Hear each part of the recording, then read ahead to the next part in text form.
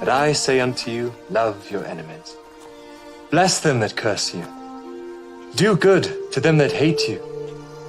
And pray for them which despitefully use you and persecute you. Which is the first commandment of all?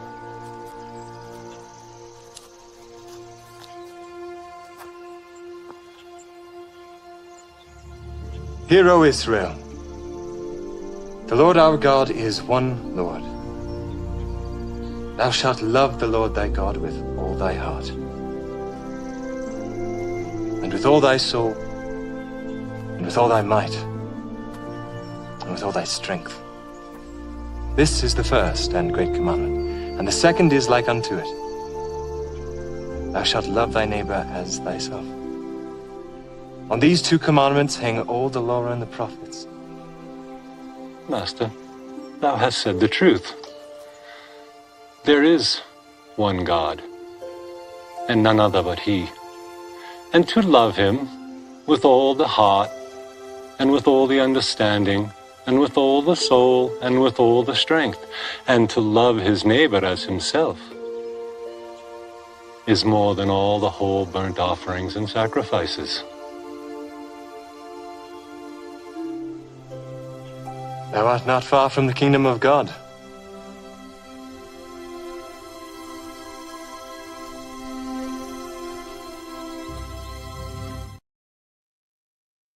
Ooh. Wow. Sorry, you might have just heard there's a little bit of sound there coming through from Rumble. I was just checking the Rumble side was working. Bless you guys. Sorry I was a little bit late. Meant to make coffee and then got stuck on the toilet. Not literally stuck. I just meant I had to go. You know what I mean? So I think two of them have gone to make coffee. Yeah, I noticed Jim is going to make coffee and Ricky Shaw. I noticed that. So in the meantime, while they make coffee, they will be missing out on Jim's observations. A couple of observations. So let's start off with that. Let's do it. But hold on. No, actually, let's say hello to people first. Hello. Goodbye. Good to see you, Miss Mott. Good to see you, Jim. Good to see you, Baza. Ricky Shaw, good to see you, man. And that's it. That's it. In the talking chat. In the chat it is, but there is more people watching. You know the sign I put above the front door that says "Love you, bye." Yes. It fell down last night. Oh, did it? Let me just put the Rumble side over, just in case. There. I'll put the Rumble side in the YouTube side as the Rumble link for the stream. And I'll put the YouTube kettle to boil. Don't put the YouTube never boil. Put the YouTube set link in the Rumble side. There we go. And I did make a video last night. I did a premiere last night of a video. I was going to go live and cover Whitsit's fluoride debate with someone about fluoride in the water and all that. And I thought, no, I'm just gonna put out the video I made instead. So I made a video last night. I was going to do both, make the video and go live. But I thought, no, because if it goes on too long, I won't be on today's or whatever, you know. So there you go. Hi, Matt. Yes, my let me just get it. My link for the video I did. You've probably all seen it already, like, but channel PJ would be a good idea. Thank you. And my latest video, because I don't do as many videos as I used to, because I do more live streaming now. But see, there's the video I put out last night. Well, it was early hours of the morning. It was today. It was early hours of the morning for me, actually. So that's just that Flat Earth compilation that I took from Rumble, videos and certain bits from Rumble, put myself into it and edited together. But there you go. And also, Flats did a little premiere earlier. Have I got a link for that? Is this it? Maybe, possibly. Is this Flats' one? Let's just check. Yes, it is. That's Flats' one. Jesus lied. I haven't seen it yet. So if we finish this in time, I'll probably put it on, but because it's only 9 minutes. But we'll see. If not, I'll watch it after anyway. But let's get on with a couple of Jim's new videos. Let's do it. Share screen. And some Jimmy boy.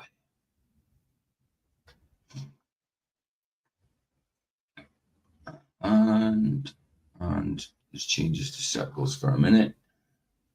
Just for a minute. Are you going to pin the StreamYard link at the top? Oh yeah, I will do actually. I will do. Normally do. Yeah, dude. It's just because I did have it pinned at the top. It's just when I changed it from 1 p.m. GMT to 2 p.m. GMT, I put that down instead. So remove that and unpin, and the link is pinned. There we go. Sorry. Circles. Cool.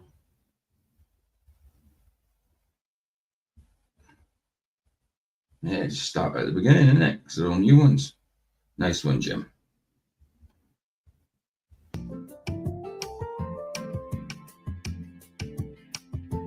Like it. Elevator music.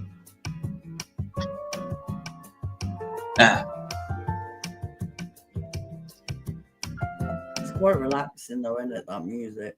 Yeah. Yes.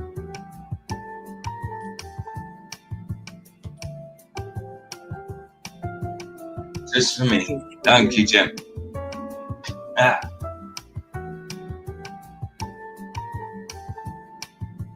you, sir. Why do you call it elevator music when it's a lift? Because more people would recognize it as elevator. More of my streamers would watch. More of my viewers would recognize it as elevator.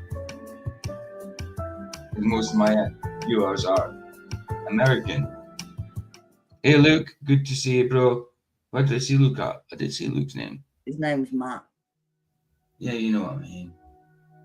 You know what I mean. I put Luke and then I put hi, Matt. Why am I on my own?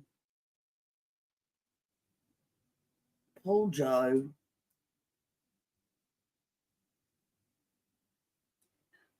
I don't want to be on my own in here.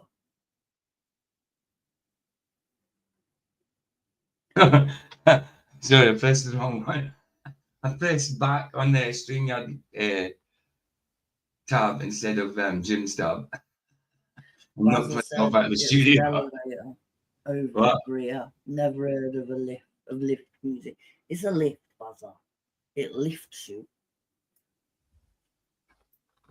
It does lift you. But to be fair, Northampton, they have a tower and it is for lifts. They test them in the tower. Yeah, that's what we call them, is lifts. It's always lift. Yeah. I don't say we don't say. I only say elevator here, so I don't have to explain what a lift is. But there we go. It's done now anyway. But, it's a lift. Yeah, sorry. It lifts your buzzer, not elevates. It lifts. It still elevates. It still does the same. No, I don't care. Lifts and elevates. It's a lift.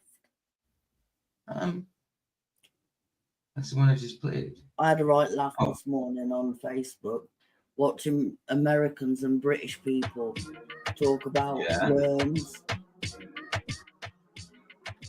They were talking about worms, European worms being invasive. And some Americans said, yeah, just like all your Europeans that have invaded us. And some British bloke went, by all them Europeans, you mean your ancestors, not mine. I don't see the point in them arguing over it. Everybody in the world has got different countries in them, different bloods. You know what I mean? Not you can't get any genuine pedigree nowadays. Oh, come on with the bloody signal. Said, do you mean you lot go around saying lift music? Yeah, because it's a lift. Well, it's not an elevator here, it's a lift. Well, it wouldn't be lift music though, really. It'd be supermarket music. Wouldn't it? Bloody signal's getting ridiculous. It's beyond a joke. But yeah. It doesn't seem to do anything on here. It seems like it's all right, but it's still. I'm sick of it going up and down. Really sick to death of it. I don't understand.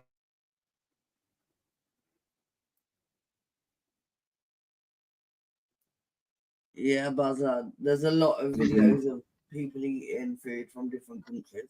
Like over here in like down south in London, like you'd have like jellied eels and that.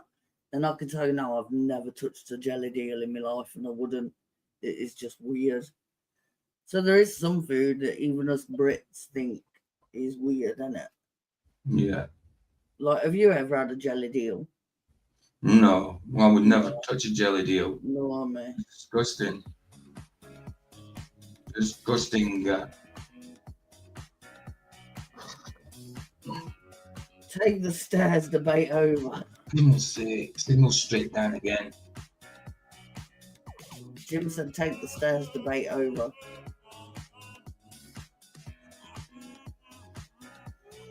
Yeah. See, saying my signal's down, but it doesn't look like better quality on the YouTube side.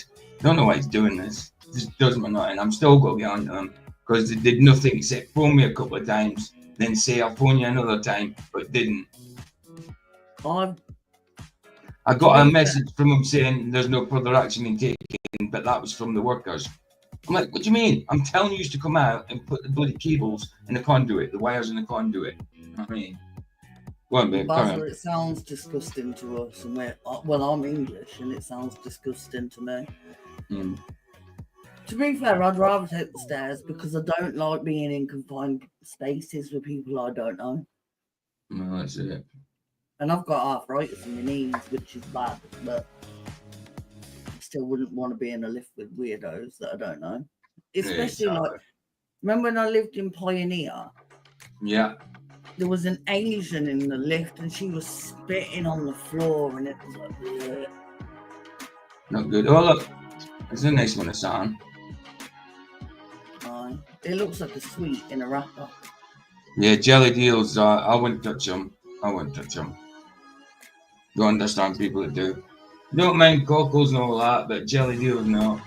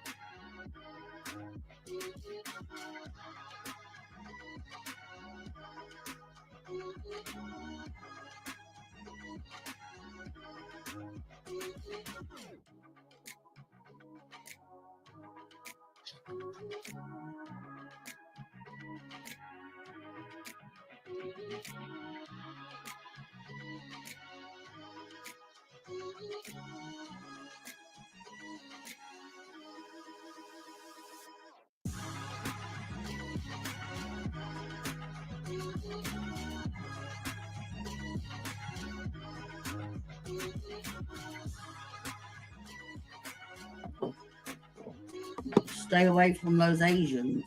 I've got a kid with one. No, but like an Indian or a Pakistani woman, and she just food in the lift, and it was not good. Stay away from Asian. Your son's Asian. I know. Mean Asian as in And Luke's wife said Indian, Pakistani Asians. No, no, but other. Luke's There's wife's Asians. There's all Asian. different types of Asians. But when we say Asians in general, it's Indian and Pakistani. You know what I mean? That type, isn't it? That type of Asian. No, she hugged food in the lift. It was disgusting. And then she went on to eat some and Tom like slapping her lips. I was like, oh nah. These stars are really awesome. Yeah, I'd say it's Jim's observations there. He probably got his link, Ricky. But I'll get his link anyway, just in case.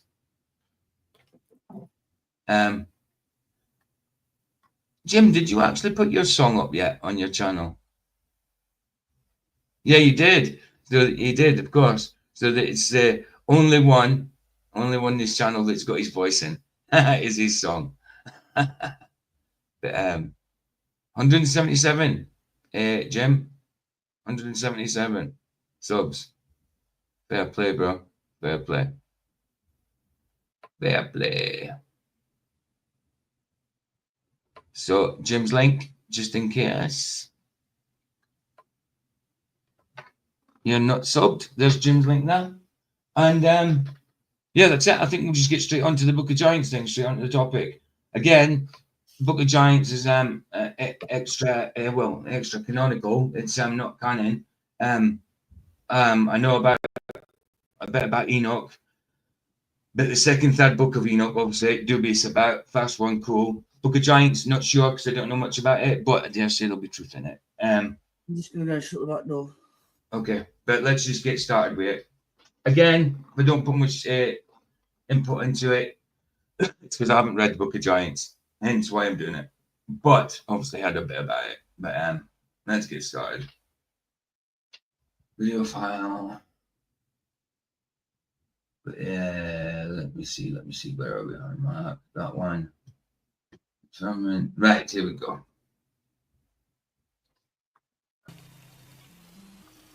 The fragments of and allusions to the Manichaean version of the Book of the Giants have been recovered in medieval manuscripts in various languages, including Middle Persian, Sogdian, Uyghur, Coptic, Parthian, and Latin.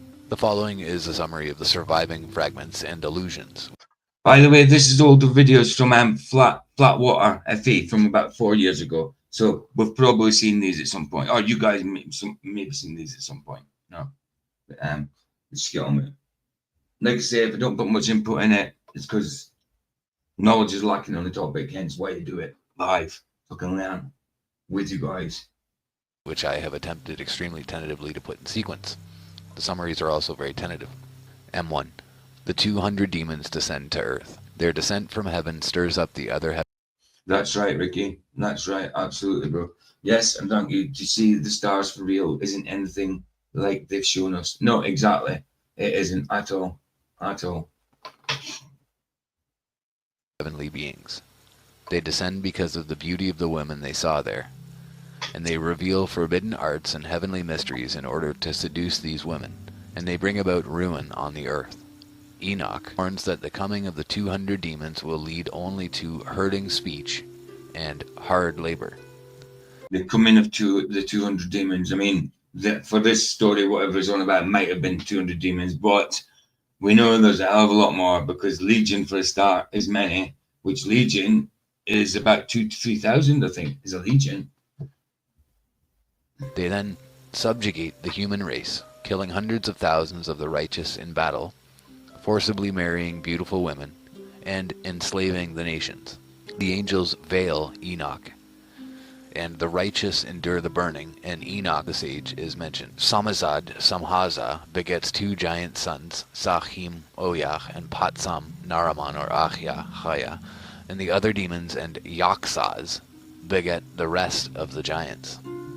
So we see that there is one split lineage that came directly from Samyaza. That one is notable and mentioned, and that all the other Yaksas beget the rest of the giants. The giants grow up and wreak ruin upon the earth and the human race. The lamentation of humanity, which we know from Genesis that they did do anyway, you know, and Enoch. We know that the Watchers came down and saw that the women were beautiful and fancied them and did what they wanted. You know what I mean? You know the rest. And then offspring being Nephilim, and they go and breeding with animals, with others, with anything, with each other, with anything. Pansexual they were. Pansexual giants. Reaches up to heaven. Yima, a transmogrification of the Jewish god according to Mani's cosmology, accepts the homage of humankind as they plead for help. And someone boasts that Sam and his brother will live and rule forever in their unequaled power and strength. The giant Hobabas, or Humbaba, robs someone of his wife, and the giants fall out among themselves and begin killing one another and other creatures. Sam and his brother are mentioned. It appears that Sam has a dream in which a tablet was thrown in the water. It seems to have borne 3 signs, one portending woe, one portending their flight, and one portending their destruction. Naraman then has a dream about a garden full of trees and rose, and 200 of something, perhaps trees, that is trees, are mentioned. Someone recites a list of proverbs involving contrasts, usually between the lesser and the greater. Yeah, I mean, some of them skulls were definitely faked. Or the derivative from the source. Naraman tells how he saw in the dream some who were weeping and lamenting, and many others who were sinful rulers. The giant Mahoe, son of Virogdad, Barakel, of 1 Enoch 6:7, hears a cautioning voice as he flies along at sunrise, and he is guided to safety by Enoch the apostle and the heavenly voice, which warn him to descend before the sun sets his wings on fire, shades of Icarus. He lands and the voice leads him to Enoch. Enoch interprets this dream, indicating that the trees represented the egregori, the watchers, and also mentioning the giants who were born of women, something the trees are pulled out of. In M16, someone reports that someone ordered him not to run away, but to... Oh, see that image there? Sorry, I just wanted to check that pyramidal type out image. of. In M16, someone reports that someone ordered him... I've never seen that one before. The pyramid type image with loads of greenery over it. That's a strange one, isn't it? Yeah. There's a pyramid under there. not to run away, but to bring the message written on 2 stone tablets, showing it first to Naraman. He has brought them in order to share the contents of 1 tablet pertaining to the demons with the giants. Samazad tells him to... Man, look at this. Look at this. I mean, this looks like if you've ever seen Mel Gibson's Apocalypto, where they were sacrificing people to their gods, this looked like where the heads were rolling down. This looks like the exact same place. Our Coffee Ep. to read the writing by Enoch. Enoch the apostle gives a message of judgment to the demons and their children, telling them that they will have no peace and that they will see the destruction of their children. He refers to the giants ruling for 120 years, and then he predicts either an era of earthly fecundity, presumably after the flood, or else the flood itself, and he's predicting the flood itself. Sam exhorts the other giants to cheer up and eat, but they are too sorrowful to eat and instead fall asleep. Mahoe goes to Atan Bush, otherwise known as Utnapishtim, either another giant... Sounds like Jesus' disciples in the Garden of Gethsemane. They wanted to fall asleep when he said, stay awake, stay alert. It sounds a bit like that, doesn't it? It sounded like he said Unapissim. He sounded like what? He said Unapissim. I'm a pissing in the toilet. I'm a pissing. or another name for Enoch, and... And that's a strange looking skull there, like that. I mean, that could be a defect. It could be one of them, you know, I don't know. But I know that, I mean, a lot of the skulls are faked. But we definitely know there was giants. There is some giants out there. They were real. But because people got wind of it, they started faking it for stories and stuff, obviously. But there's definitely such things as giants, or were such things as giants. tells him all. When Mahoe returns, Sam has a dream in which he ascends to heaven. He sees the water of the earth consumed with heat, and a demon comes out of the water. Some beings, the protecting spirits, are invisible, but he sees the heavenly rulers. Then M19, Sam, Samazad, and Mahoe have a conversation. So remember that Samazad is Samyaza. Mahoe mentions his father, Virogdad. There are obscure references to weapons and a blessing on someone who saw something and escaped death, or would have escaped death. Sam and Mahoe search for something. Someone gives satisfactory assurance to Mahoe that he will be protected from Sam, but nevertheless. That's the thing about the Watchers now. They give men people the knowledge of weapons and stuff like that and war and all that when we shouldn't have had that knowledge at that point, I don't think. Sam Mahoe fall out. I mean, obviously there already been people know what fighting and wars were, but you know what I mean, the knowledge had and weapons, they were just causing a lot of disruption on the earth, that's for sure. And begin to fight. The wicked demons are glad to see the apostle Enoch and assemble timidly before him. Apparently they promise to reform their ways and they ask for mercy. Enoch warns the demons that they will be taken from a fire to face eternal damnation, despite their belief that they would never lose their misused power. He also addresses their sinful, misbegotten sons, the giants, and describes how the righteous will fly over the fire of damnation and gloat over the souls inside it, and guard that they stay in there, I would add. M23, they, presumably the demons, take some heavenly helpers hostage. As a result, the angels descend from heaven, terrifying the 200 demons, who take human form and hide among human beings. The angels separate out the human beings and set a watch over them. They seize the giants from the demons and lead them, the children of the giants, to safety in 32 distant towns prepared for them by the living spirit at Aryan Wiesen, the traditional homeland of the Indo-Iranians, in the vicinity of the sacred Mount Sumeru and other mountains. These people originated the arts and crafts. The 200 demons fight a massive and fiery battle with the 4 angels. M24, a Tanbush does battle, accompanied. So let's put it back 1 minute.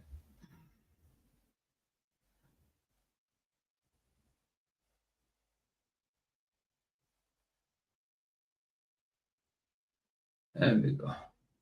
Misused power. He also addresses their sinful, misbegotten sons, the giants, and describes how the righteous will fly over the fire of damnation and gloat over the souls inside it, and guard that they stay in there, I would add. M23. Are they, Buzz? Well, all them pyramidical kind of grassy hill places, they're all over China and South America. I knew kind of South America had a lot of them. Didn't know about China though. I knew China had a few like smaller pyramids and that type things, but I didn't know they were all over the place, to be honest. Even with the pyramids itself, though, I mean, to me, it is a Mandela. I don't know for anybody else. Like when you get the panoramic view of the pyramids, I always imagine to see 3 when there's actually 6. You know what I mean? There's 3 smaller ones. 3 smaller ones. When you get the full panoramic view, I always thought it was 3, but when you get the panoramic view of them all, it's 6 structures all in all, plus the Sphinx. You know, I think it's 6 plus the Sphinx, but I always thought it was 3. So to me, it was a Mandela. They, presumably the demons, take some heavenly helpers hostage. As a result, the angels descend from heaven, terrifying the 200 demons, who take human form and hide among human beings. The angels separate out the human beings. Good to see the 4 guys over on the Rumble side. Bless you guys. I mean, you know, I don't get many people live on my Rumble side, but views afterwards, I get as many views on the Rumble side as I do on YouTube, pretty much. And I've got less followers. I've got 21 followers over there. Well, 20 because I know the 21st is Brenda Debates. So 20 followers and a straggler. You know what I mean? And set a watch over them. They seize the giants from the demons and lead them, the children of the giants, to safety. I just noticed then, and I had noticed before, that one of the images used was one of the monster type things from the movie 300. Yeah, when I seen 300, and obviously it's based on true events, and they started with this, you've seen these mythical creatures come in. Now, I love the film, but when I seen the mythical creatures come in, I'm like, did they actually believe they had these mythical creatures, or is this for Hollywood? You know what I mean? It was madness. In 32 distant towns prepared for them by the living spirit at Aryan Wiesen, the traditional homeland of the Indo-Iranians, in the vicinity of the sacred Mount Sumeru and other mountains. These people originated the arts and crafts. The 200 demons fight a massive and fiery battle with the 4 angels. M24. 200 demons against four angels. That's good odds for any angel, bro. I'm telling you. Good odds. One angel would take down that 200. A Tanbush does battle, accompanied by watchers and giants, and 3 of the giants are killed. An angel and others are also killed. Oyach and Ayach resolve. Level 5 Klinger. What is that? Is that Brenda debates mutant power? A level 5 Klinger. Oh, clinging on to something that's not there for him. You know what I mean? Like shite clinging off. No, like clinging on to a Javina when it's got a penis. You know what I mean? Oh, wow, that's true. To keep their promise to do battle, and they boast of their prowess. 4 angels, by divine command, bind the Igregori with everlasting chains in a dark prison, and annihilate their children. Even before the rebellion of the Igregori, this prison had been built for them under the mountains. In addition, 36 towns had been prepared for the habitation of the wicked and long-lived sons of the giants before they were even born. Oyah, or Aya, the primordial monster Leviathan, and the archangel Raphael engage in a great battle. Primordial. I think that's a word to be using. Primordial? No. But yeah, I get what you mean. And they vanished, according to one tradition. Oyah survived the flood and fought this battle after it. 3,280 years passed between the time of Enoch and the time of King Vishtasp, who ruled at the time of the prophet Zoroaster, who, along with Buddha and Christ, was an apostle who came before the final apostle Mani. I suppose primordials are all right considering the definition. I was thinking primordial like primordial soup and stuff like that, but it just means ancient. Well, like some say prehistoric, so you can't have prehistory, you know. So that's why I kind of didn't like the primordial, because it implies prehistory. But yeah, I suppose it's okay. It's okay.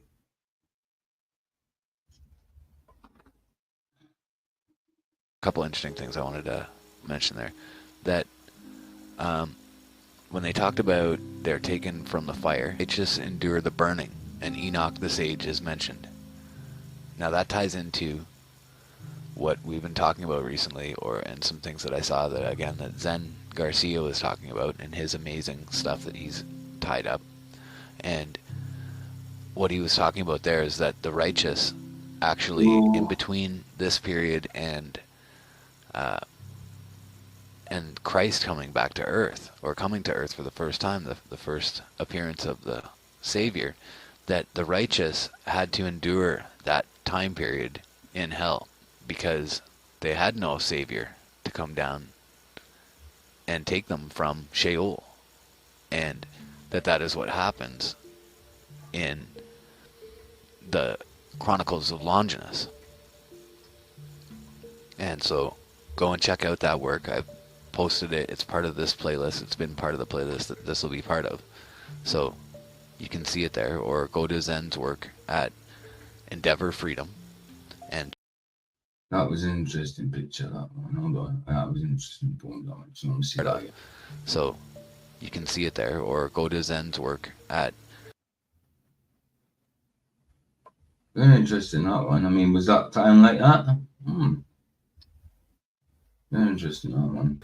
Endeavor Freedom, and check out the Chronicles of Longinus, or Longinus, and the Thracian Chronicles, and you'll see what I'm talking about there. And after...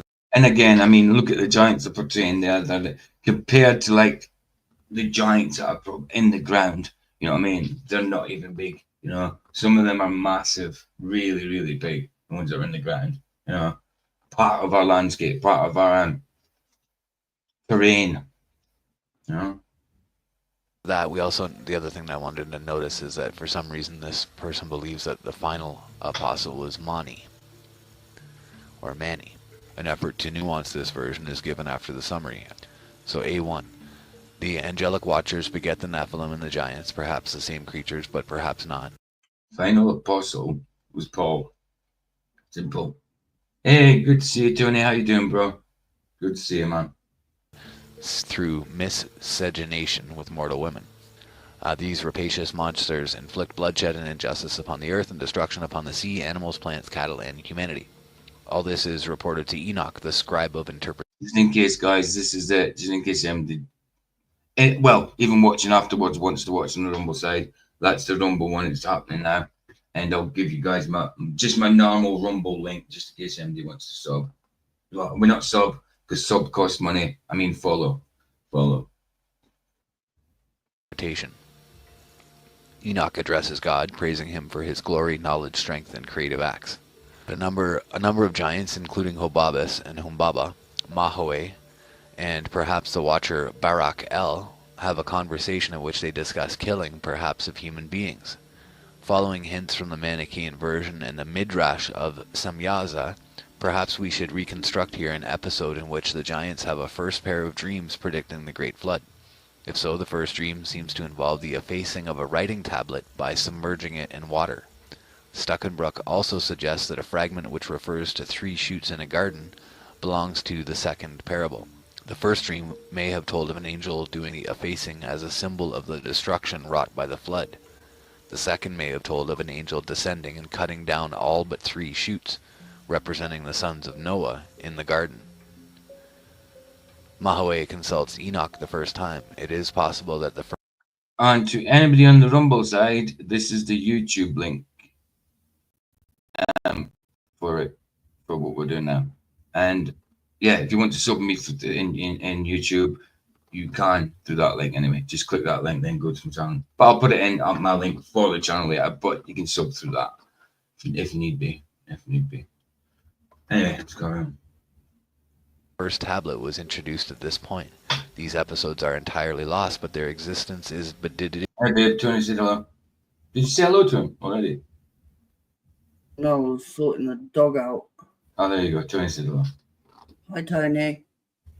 There you go. Produced by later references in the fragments. The giants Oya and Mahoe have a conversation in which Mahoe tells Oya something he heard while in the presence of his, Mahoe's father, the Watcher Barakel. Oya responds that he too has heard of The Watcher Barrichello. What, like the racing driver, Rubens Barrichello? I like the Formula One dude. I wonder if they're related. Rubens Barrichello and Giant Barrichello. 4 marvels, and he starts to make a comparison which pertains to a woman giving birth. There is a conversation among the giants in which one of them admits that, despite his own might, he has been unable to prevail in war against some heavenly beings, presumably the archangels. Oya mentions an oppressive dream which has disturbed him, and someone tells the giant Gilgamesh to recount his dream as well. Oya says something to his brother Haya about the Watcher Azazel, the Watchers, and the giants. In another fragment that may continue this speech, one of the giants resigns himself that there is no escape and that he and the others must die for their misdeeds. He refers to a vision that hinders him from sleeping. Someone enters the assembly of the giants. Perhaps a conversation continues in which...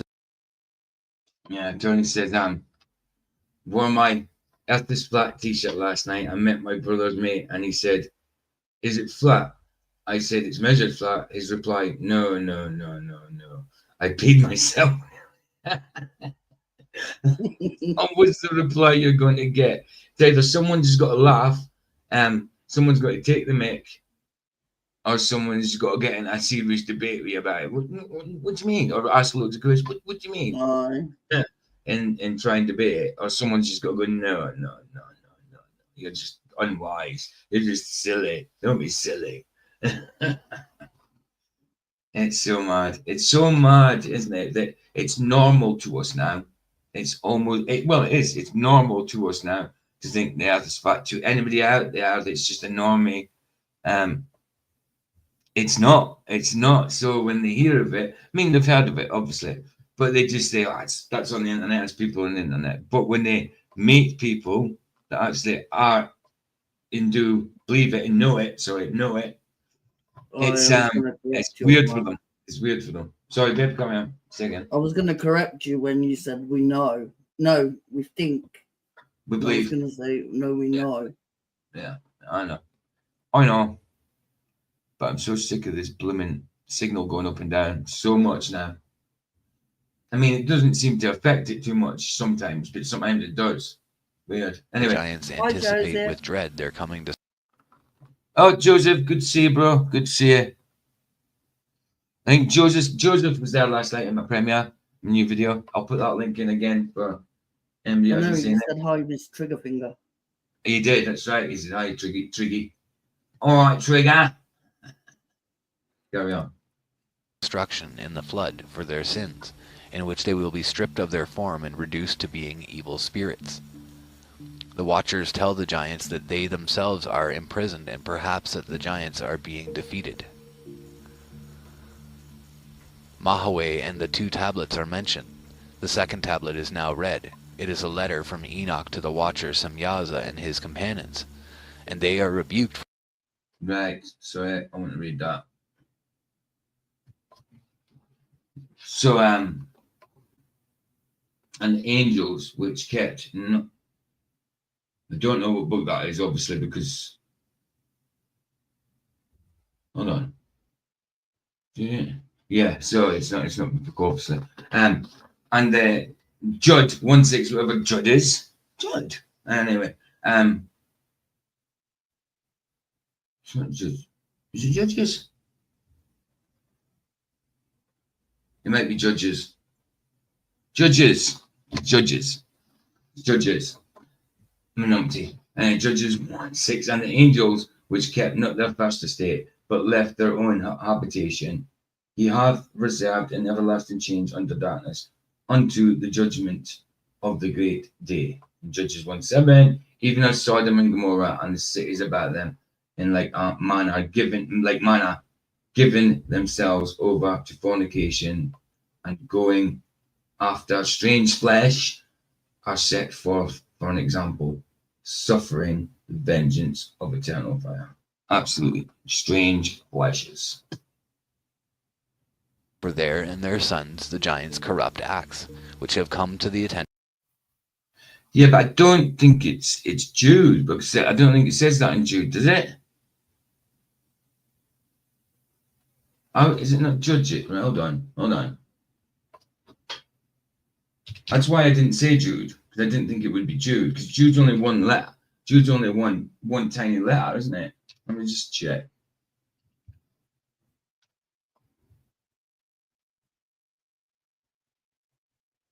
I thought it actually might be. Hold on. Let me just check.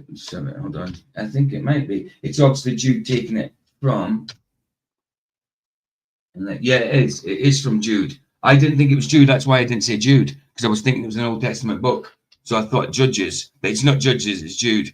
It's right. You're Jude. It's Jude. It's not Judges. But I was thinking Judges. I was thinking, what the hell is J-U-D in the Old Testament?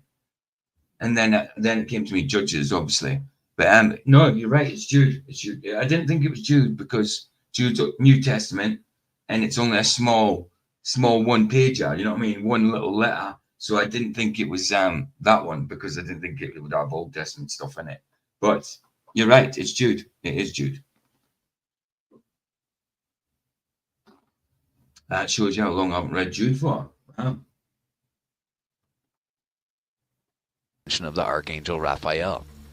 They are warned of imminent destruction and ordered to release their hostages and to pray.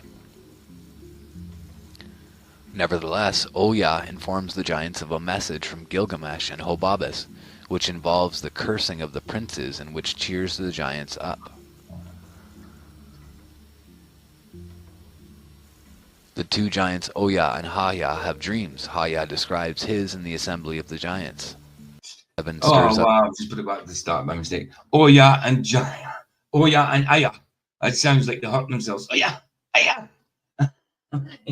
Oya, Aya. Oya and Aya. That's what I always say. Right. I don't even know how many minutes it was in. Bull. Right. We'll pass that. We've just not long done that one. So, yeah. That'll do. We'll hear about Uya and Aya. Nevertheless, Oya informs the giants of a message from Gilgamesh and Hobabus, which involves the cursing of the princes and which cheers the giants up. Dorian, good to see you, bro. Good to see you, man.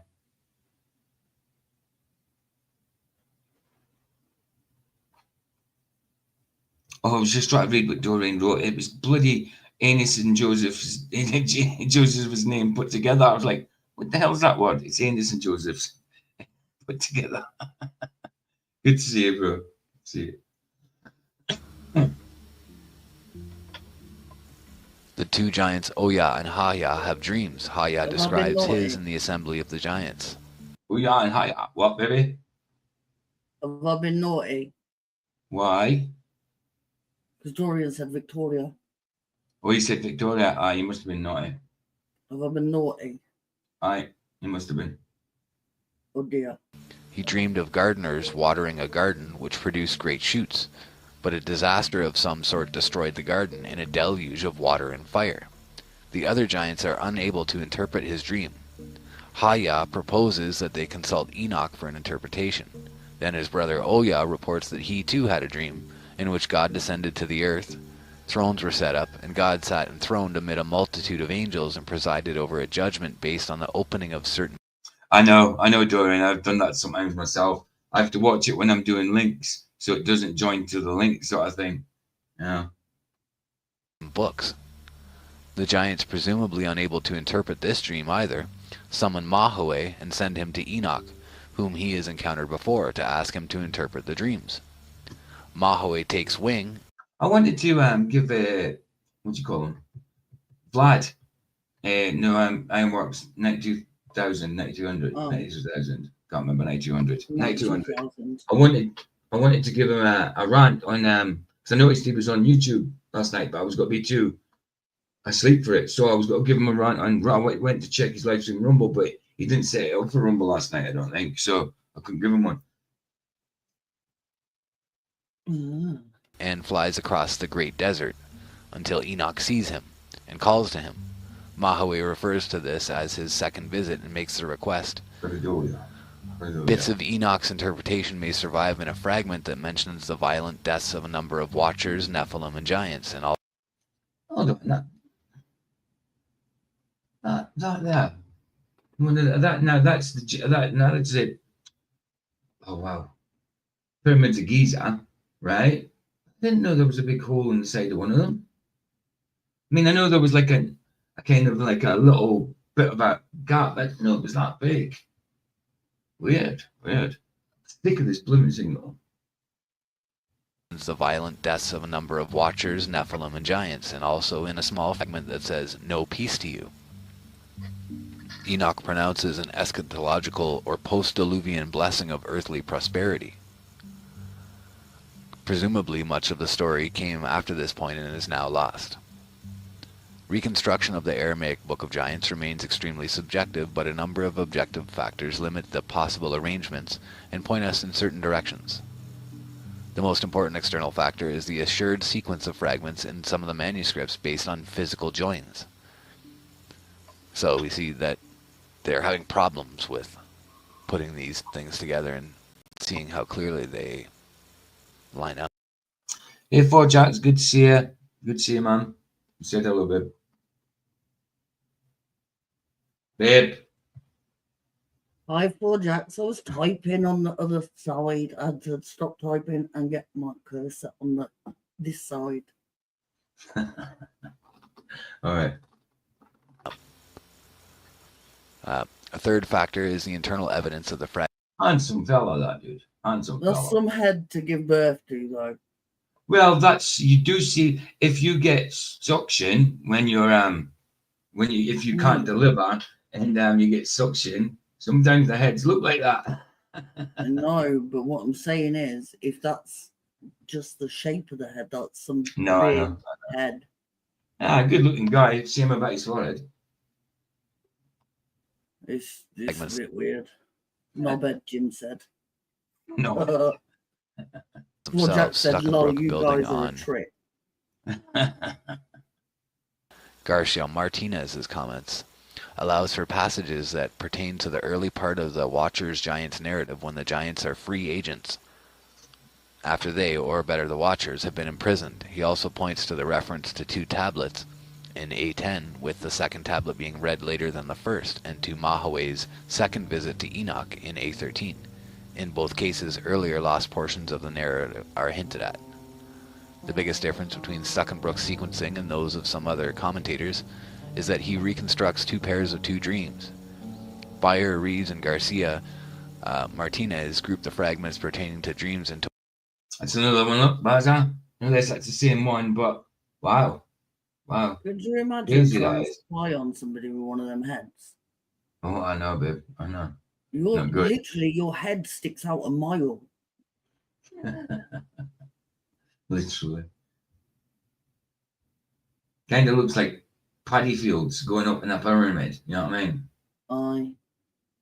It does. one episode. It does. Book, however, does reconstruct multiple dream episodes, although not in precisely the same order as Struckenbrook, and Puek accepts the necessity of an earlier pair of dreams, although he does not accept that the material assigned to the second dream by Stuckenbrook in A5 belongs there. He puts it correctly, in my view, in the first dream.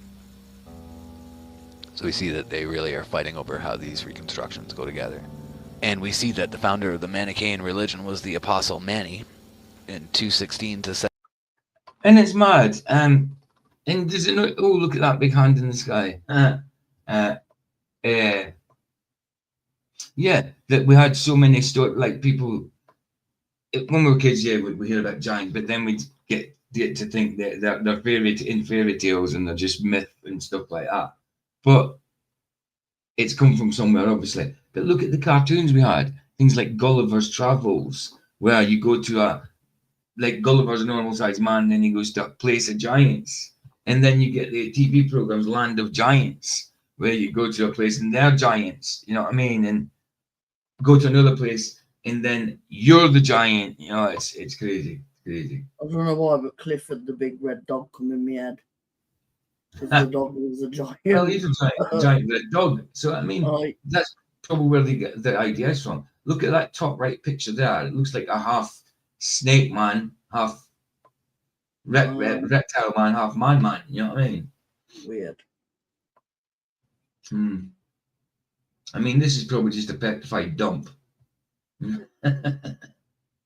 76 CE, who was raised in southern Mesopotamia in a Jewish Christian Baptist sect called the Elkazites. From age 12 on, Manny began to have visions. Eventually, his visionary... They're the people that made Alka-Seltzer, by the way. experiences led to his being expelled from the sect, and he then founded his own religion, sending out missions to Iran, India, Syria, and Egypt. Late in his life, he fell out of royal favor and was sent to prison. False religions, making false idols for everybody to worship that wants to. No, thank you. I'll worship the Lord. Where he died. He wrote detailed scriptures so that his doctrines would be preserved forever, even going so far as to invent a new script to write them in. But even anime on giants, man. Wow, with a billion teeth. It looks like the toy maker from the new Doctor Who. He had a load of teeth like that. Over time, nearly all of these scriptures have been lost. This makes it very difficult to reconstruct his original theology. We know that he drew on otherworld religions to interpret himself as the culminating revelatory intermediary for Christianity, Zoroastrianism, and Buddhism. We also know that the Manichaean religion taught an extremely complicated system, Gnostic dualism, centered around a cosmological myth about the war between the originally pristine realms of light and darkness. The physical universe was created as a trick to liberate the captive sparks of light. I'm not sure if I like that word realm. I mean, people say like this creation is a realm. And to me, it's just creation. It's what God made. It's creation. Realm to me suggests that there's other realms, like places like this. Not just heaven and hell, but realms. Other places. Oh look, I can see my hometown right there. Right on the northeast tip of Scotland. Not the Highland side, the northeast tip that's across from that white part, which would be Norway's out that way. But yeah, northeast tip right there. But yeah, sorry, that was me just getting waylaid. Light in living beings from the realm of darkness. There were two classes realm. of practicing Don't like Manichaeans, realm. the elect who lived ascetic monastic. You know who that is, babe?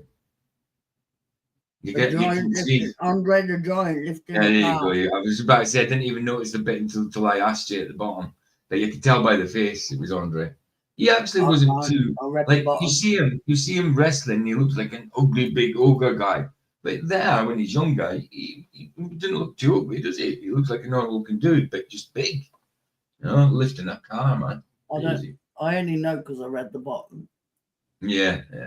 But I knew straight away when I seen his face.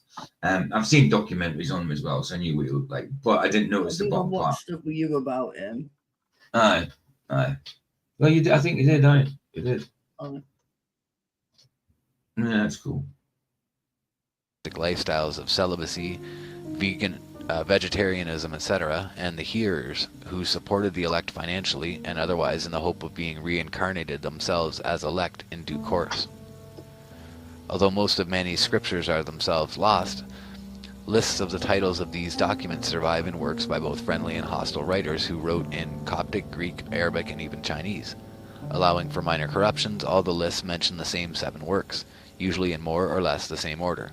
These are the Gospel, the Treasure of Life, the Pragmatia, the Treatise, the Book of Mysteries, the Book of Giants, the Epistles, and the Psalms. For our immediate purposes, the only one of interest is the Book of Giants, a work apparently composed in Syriac, an Eastern dialect of Aramaic, and the book was entirely lost until the 20th century, but scant references to it survived in Latin, Greek, and Arabic, indicating that it involved battles of the ancient giants. In Arabic, so it was in Arabic. I thought it was about to say Aramaic, but yeah, Arabic. Wow. Okay. Then about a century ago, many highly fragmentary Manichaean works written in Central Asian languages were recovered. I had that as well for Jax. He could drink lots of. I didn't know the exact amount, 126 beers, but yeah, he could four pints to him was just like taking a swig. You know what I mean? Downed him straight like that. 4 pints just for a swig sort of thing. Wow. But so yeah, I definitely reckon he could drink that no problem. I mean, come on, in a full day I've drank 40 beers. You know what I mean? In a full day, 24 hours. Once upon a time, I've drunk about 30 to 40 beers. So yeah, he could definitely drink that. He could drink that. Not that I would do that now. And I'm talking about the 9%ers. I probably drank about 40 in a day once. Archaeologically at Turfan in China, and much of the find remains unpublished even at present. Well, maybe a slight exaggeration. Maybe about 30. Maybe about 30 thinking about it. Should we read that again? Then about 100 years ago, many fragmentary Manichaean works written in Central Asian languages were recovered at Turfan in China, and much of the find remains unpublished. Among the published fragments are many badly eroded manuscripts of the Book of Giants in various languages. So we see again that they have found this very clearly. They probably have a very clear, good book of it, and we are not given that translation. Maximinus Thrax. The Manichaean versions adapted the story of the giants to fit Iranian mythology. Schiavo discusses these adaptations at length, and 3 of the most striking adjustments have to do with the names of the major characters. Sam or Sam is the name of the immortal dragon slayer in later Iranian epic. His name is given to the giant Ohiah, and Ohiah's brother Hahiah is given the name Naraman, who in Iranian epic is a figure closely connected. Who wants those names? You can't pronounce them. I bet they couldn't pronounce them. I wouldn't want that name. To Sam, either identified with him or presented as one of his close relatives. The name of the father of the giant Mahoe, the demon Varogdad, means given by lightning in Persian, a loose translation of Barak El, which is Hebrew for lightning of God. Barak El. Now, we've heard that one, obviously. Barak El. Dorian. El meaning God. Barak obviously mean lightning. Go on, babe. Dorian said mop. Yeah, he did say mop. He's smiling, so it must have been something he said. I don't know what I said. Can't remember myself. No idea. Hi, Joe. Hey, Joe King. Good to see you, bro. Good to see you. Good morning from my hot tub. It's 24 degrees here. It's 14 here. Outdoors, anyway. It's a bit warmer in here. But I've just had to check to see if the heating, because I started to get too warm. So I went to see if the heating was on, and it says it's off. But it must have just turned itself off or something. Good to see you, man. The Watcher Barak El seems to be the father of Mahaweh in the Aramaic version of the Book of Giants. Between Mani's Book of Giants and the stories of the giants related in the Enoch literature and in Jubilees, these were already good indicators of Mani's use of earlier Jewish traditions, a use confirmed by the discovery of the Dead Sea Scrolls in 1947. These consisted of many hundreds of parchment and papyrus manuscripts in Hebrew and Aramaic, with a few also in Greek, most of which had rotted away into tens of thousands of fragments. Fragments survived as some of the Enoch books in Aramaic, and also the Book of Jubilees in Hebrew. J.T. Millick has also discovered roughly 6 to 10 extremely poor... I've got the Book of Enoch. I've got it on the computer. I ain't got it in a physical copy. But all these other extra canonical books, the Apocrypha, books of the Apocrypha, I'm going to have to read. Now, I know I trust certain one or two of them, definitely, but the rest, not too sure about, obviously. So I want to read them at some point. Poorly preserved manuscripts of an Aramaic Book of Giants, apparently the document used by Mani as the basis for his scriptural work. These manuscripts give no indication of being sectarian compositions. Their paleographic dates fall roughly across the 1st century BCE, so presumably the book was composed before this, although how long before remains open to question. The kernel of the same story appears in the Bible in Genesis 6:1-4. But as with the Book of the Watchers, it remains debatable whether the traditions about the Watchers and Giants are creative expansions of the Genesis passage, or independent transmissions of stories that have been summarized and truncated in Genesis. So, and then it talks about the Midrash of Samya. All right, let's read that. I'm sitting there looking at it. Let's read it. Genesis 6:1-2. And it came to pass when men began to multiply on the face of the earth, and daughters were born unto them, that the sons of God, this is what I always say, the definition, there's a distinction between them, that the sons of God saw that the daughters of men, that they were fair, and they took them wives of all which they chose, right? So some people say, well, the sons of God and the daughters of men are just the same, it's women going with men from the earth. And it's not. Why else would they make the distinction that the sons of God and daughters of men, two different things? Yeah, and a lot of people think it's the same. Say again, babe. It's massively different, because if it was sons of men and daughters of men, yeah, then yeah, exactly. But it's not. It's not. And you get pastors that completely deny that and say, no, it's just title, it's just a title. And yeah, fine, fair enough, title, sound, or whatever. But then you would call them the same. When you're in the same sentence, you'd call them the same. You know what I mean? It'd be like saying your daughter, my daughter, like, because it's someone else's daughter. Do you know what I mean? Aye. Gaza, which Millick has published and translated in his edition of some of the Aramaic fragments of the Book of the Giants.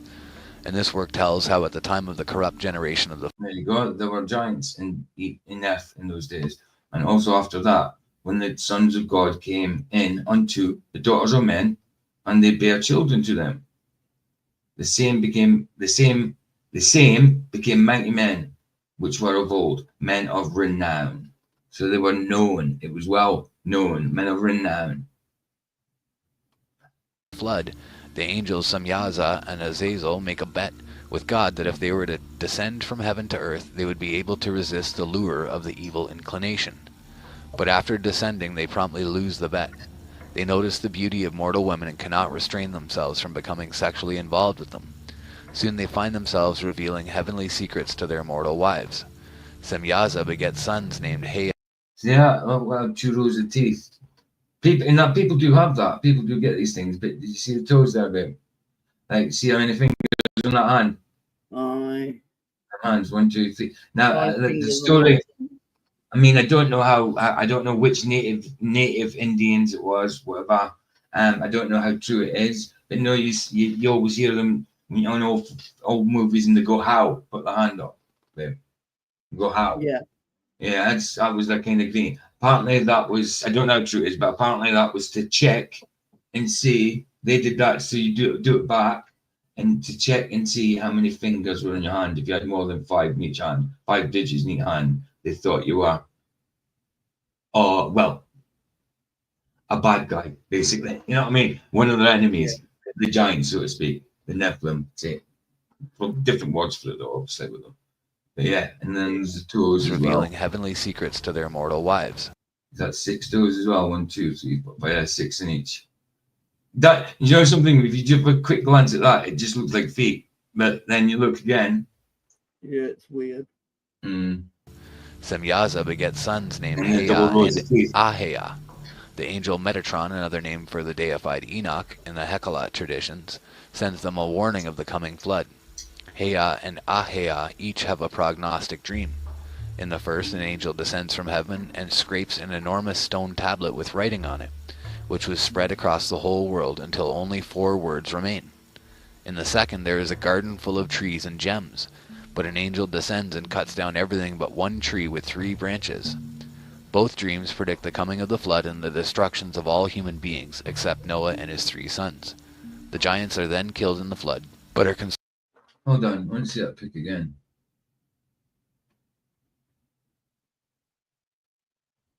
That one. Is that his stomach spilling out? Or is that meant to be something else? It looks like it. Weird. Nice. A bit like hung, drawn, and quartered, in a way. of all human beings, except Noah and his 3 sons.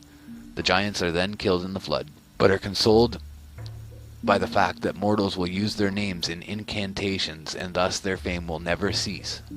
Semyaza repents and suspends himself upside down between heaven and earth. Azazel refuses to repent and becomes a demon who entices men to corrupt deeds and who bears the sins of Israel on the Day of Atonement. Demons. Leviticus 16:7-10. The numerous and striking parallels with the Book of Giants are obvious. Although there is only one pair of dreams in the Midrash of Semyaza, Stuckenbrook argues that the original Book of Giants had 2 sets, and that this may well be true also of the Manichaean version. Moving now from history of transmission to background influences, we should note that the Aramaic Book of Giants draws on ancient Near Eastern myth rather, as the Manichaean version draws on Iranian. 2 of the evil giants in the Aramaic version are named Gilgamesh and Hobabus. Gilgamesh is an epic figure in Sumerian and Akkadian literature, best known from the Epic of Gilgamesh, a work whose importance in ancient Mesopotamia was comparable. Like I say, guys, these videos are like 4 years old from Flat Water FE. These are probably sub, but I'll go and get the link for these videos so you can just sub just in case people watching afterwards ain't sub, but I'll go get them. To that of the Homeric epics in ancient Greece. According to the epic, Gilgamesh, a huge, semi-divine man, has many adventures with his friend, the wild man Enkidu. One of these is the slaying of the monster Humbaba in the cedar forest. But Enkidu dies tragically, and Gilgamesh sets out to discover the secret of immortality in order to avoid his friend's fate. He meets Utnapishtim, the Babylonian version of Noah, the only man. Utmahus, he didn't, so I peshed on him. Aye. Utnapishtim. Utmahus, he didn't, so I peshed on him. Oh, did you see the final experiment? Duffy put out a video earlier, 18 hours ago, sorry, with the Spider-Man thumbnail on it. Here a shill, there a shill, everywhere a shill. I haven't watched it, but I dare say that he's got to say, these flat earthers are saying I'm a shill this, I'm a shill that. They think everybody shills. And well, stop shilling, then you won't be called a shill. Simple, because you are a shill of some sort. It doesn't matter if you whinge about being a shill, ain't you a shill. But anyway, I'll put that link in for his video in case you haven't seen it. I haven't seen it. I just put it on my watch later list just in case I finished early and there was nothing to do. I'd put it on. See what it says. So we'll still see. We'll see. But anyway, I want to get voluntarily go and watch Duffy is the day I check myself into the nut house.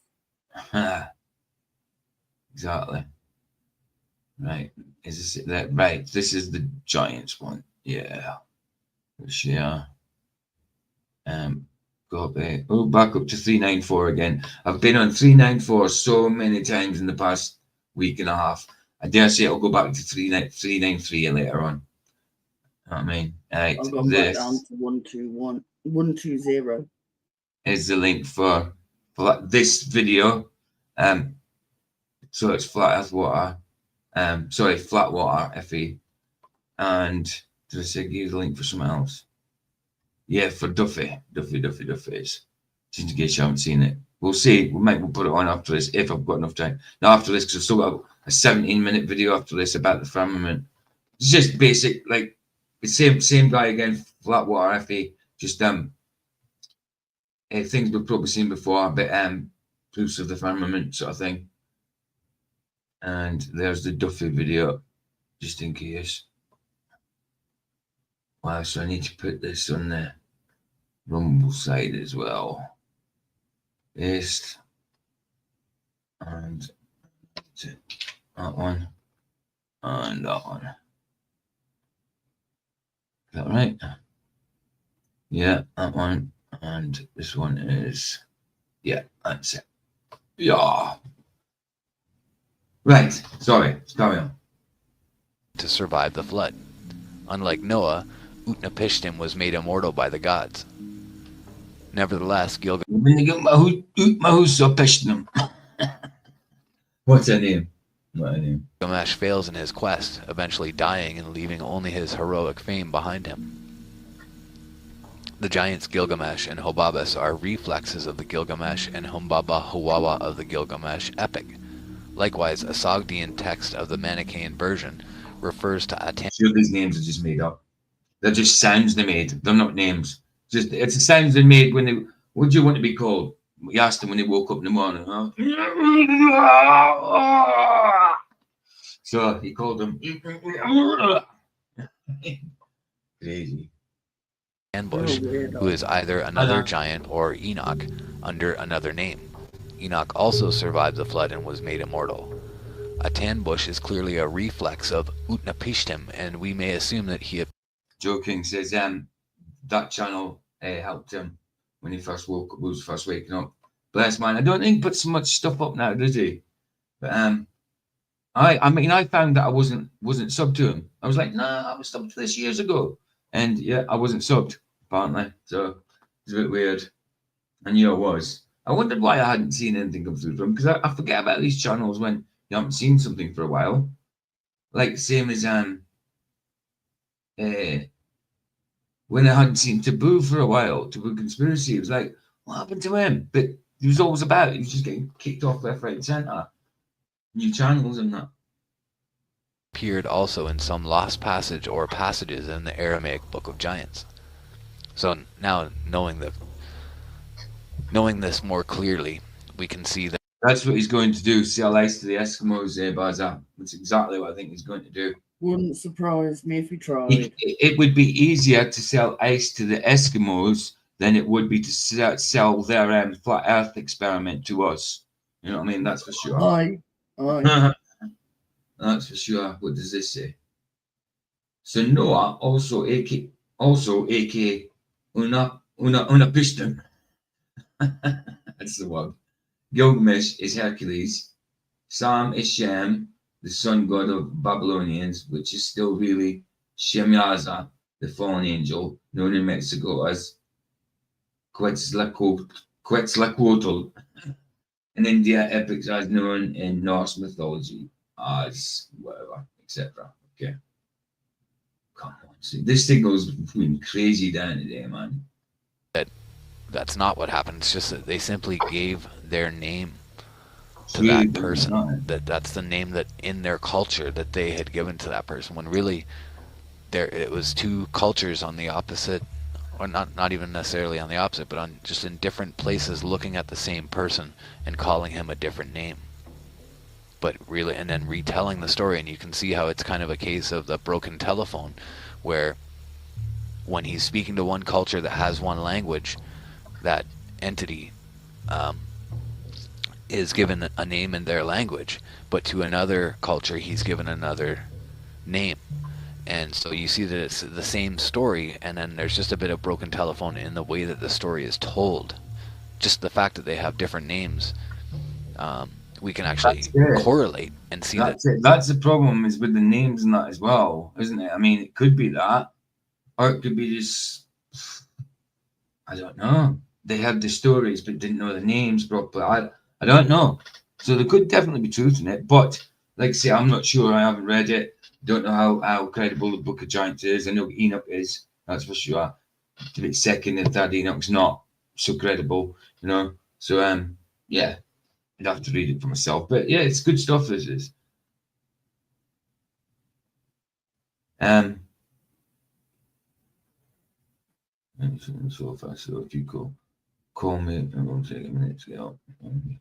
Oh, okay, babe. Okay. Sorry, I was just reading something. What's up? What, babe? My stomach's doing that thing again. All right, babe. Cool. What are you going to sit down? Are you going to sit down?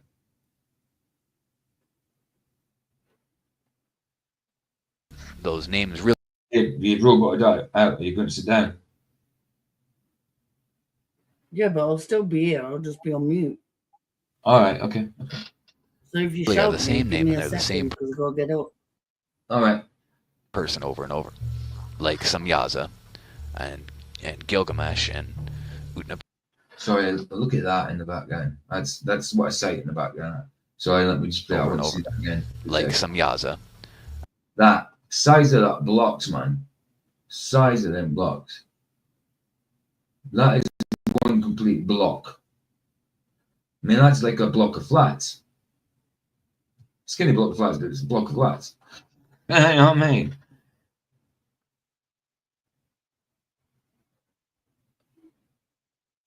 Is Native American. Right. Oh, right.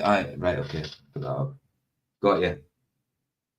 Right. So that Quetzalcoatl, or however you spell it, is Native American. It's the entire word. Okay. Okay. Got you. Got you. Right.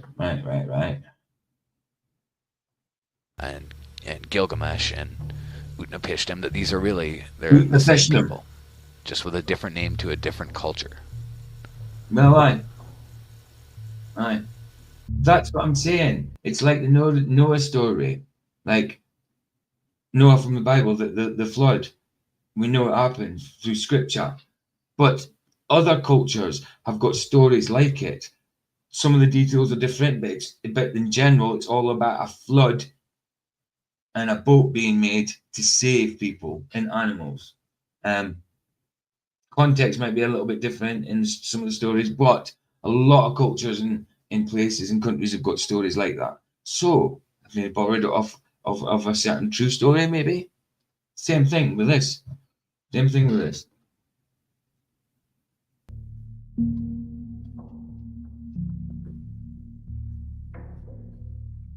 Ooh, look at that. We got lightning flash.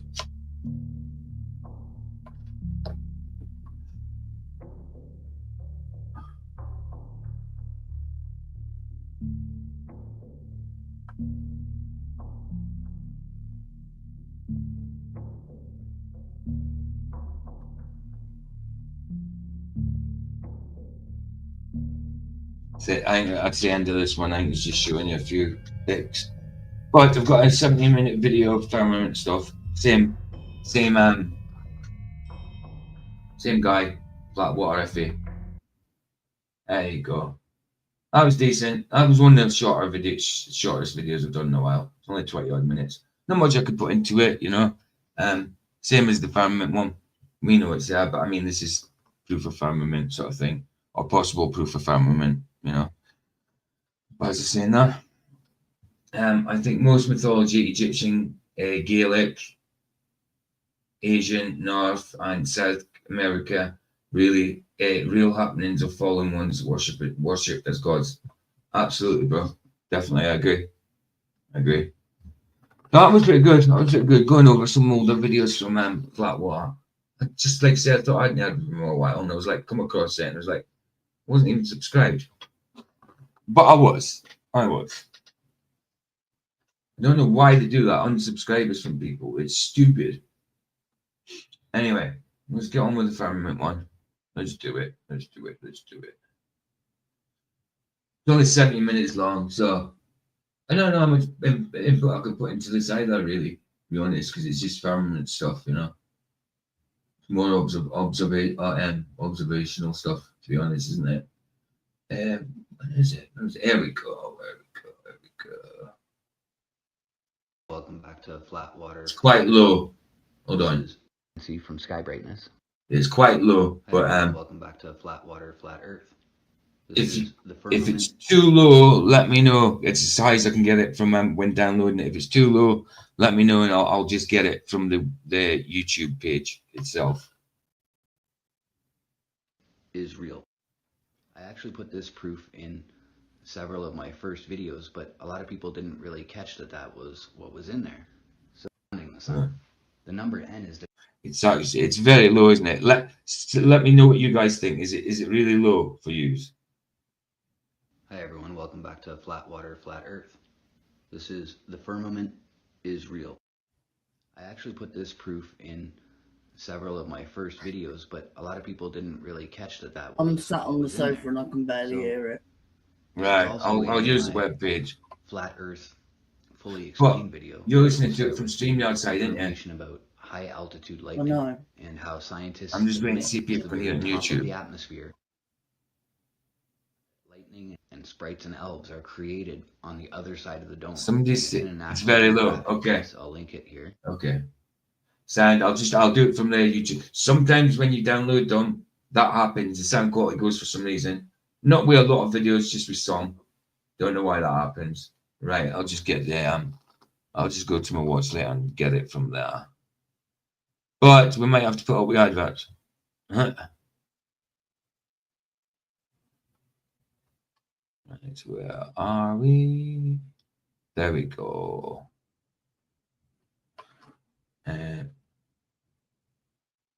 is it? Hold on. Oh, there it is. Oh, I was given some people. Right, okay. Right, I've got it. I was looking at the wrong one. I've got an ends of an Earth one from him as well. The Antarctic ice wall. But I'll keep that for another day. Yeah, let's get this one on.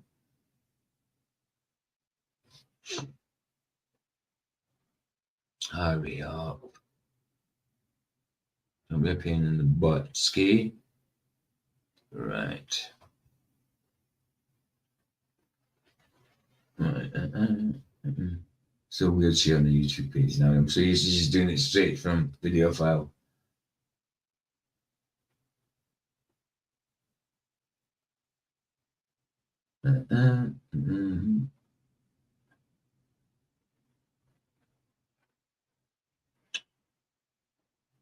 Go away. Right. Okay. We'll go. Why is that? I can't see that. There it is. That was out of the screen then. This is the firmament is real. I actually put this proof in several of my first videos, but a lot of people didn't really catch that was what was in there. So see, it is high. It is a little bit louder, but it was quite a low video anyway. That's probably why it didn't transfer very well. But it is a bit higher here. It was also in my Flat Earth fully explained video. First, we'll start with the information about high altitude lightning and how scientists admit to the very top of the atmosphere, lightning and sprites and elves are created on the other side of the dome. And it's in a National Geographic piece. I'll link it here. Every time I've used any clips from that piece, they have heavily copyrighted it and removed it from YouTube, so I can't post using that. So you saw that these guys, the Flat Earth Bros, made a piece about it. And then they went and made another piece about it here as well. You can see it was my... Hey, Mr. Norstrand, how's it going, pal? Good to see you, bro. Good to see you, man. Babe, Alan. Heaven and Earth, and also the Flat Earth Fully Explained video, which had the actual full National Geographic piece in it, where they discuss that it's the top of the atmosphere and that they can't get to the other side of it to confirm their findings. So it's another admission that we can't make it to space. It's exactly what it is. After that, though, That's exactly what it is. Another admission you can't get to space. Too right. Well said. Well thought. there's this Another one. Flat Earth Bros. Are they still doing stuff? Because I'm sure I was sub to them as well. But I don't see anything. I'll have to check. amazing proof.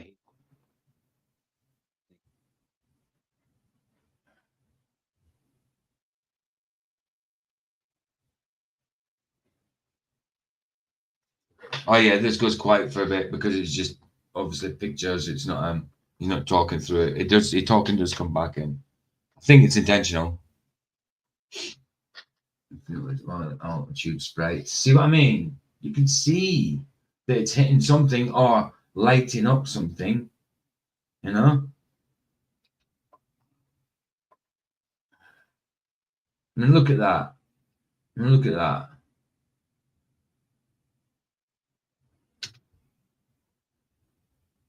That as well. Hitting something. So you'll see these CIA documents that were approved for release in 2000. And you'll see that this is actually the Scientific Council of the Institute of Physics of the Earth in the USSR, and that they argued for these findings at the geophysical year. It's about light scattering in the high atmosphere, so some properties of atmospheric indicatrices of light scattering by Pyaskovskaya, the Astrophysics Institute, the Academy of Sciences in Kazakhstan, the USSR. This is done in 1957, but it shows you that even at that time, the Russians knew there was a firmament. Determining the coefficient of atmospheric transparency from sky brightness. Too right they knew. Too right they knew. They were trying to bloody break through it. Operation Fishbowl. Of course they blooming knew. Yes. And you'll see they use several methods to actually determine differences of light in the sky to identify the firmament. So again, by the same author, USSR Geophysics, published in 62, Calculation of Light Dispersion of the Higher Orders. A proof is presented that the light dispersion of the higher orders can be computed from the data obtained in plain direct observations. There you go. The brightness of the sky considering all forms of light scattering. Various methods for determining the atmospheric transparency coefficient. And all of these documents as well reference the non-rotating flat Earth, or a flat non-rotating Earth. And I'll put links to them as well. Study of the dispersion. Aye, that's what I thought. That's what I thought. But I'm sure I don't see anything, so maybe I need to check. But I'm subbed. Has somebody got a link just in case? Or I'll just type it in. Just type it in.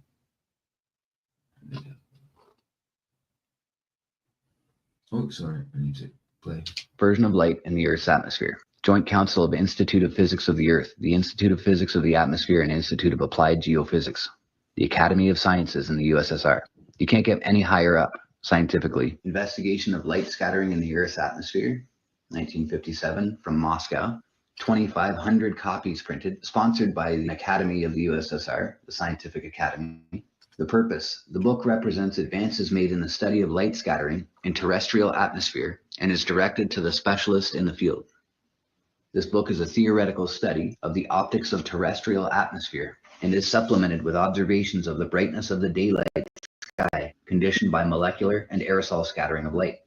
A new method is proposed for the derivation of the scattering indicatrix from the calculation of... Yeah, I wasn't subbed. Look.